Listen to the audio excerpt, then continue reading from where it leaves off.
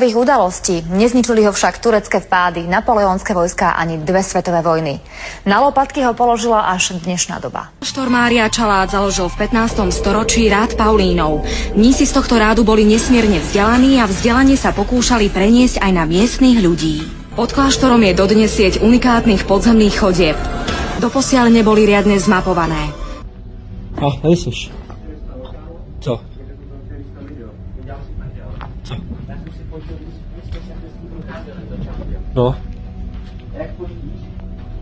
A víš, jak máš takhle ten foťák a ono se jako zaostřuje ksicht třeba, víš takhle? No. Tak ono se mi to úplně zaostřilo úplně tam do rohu, vole. Slyšel jsi to? Teď jsem to slyšel. Slyšel jsi to? A natáčíš? Jo. Nějaký zasyčení, kámo. Co utáhni, já nevím.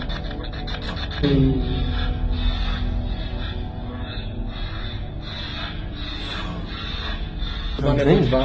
Dejte někam teda,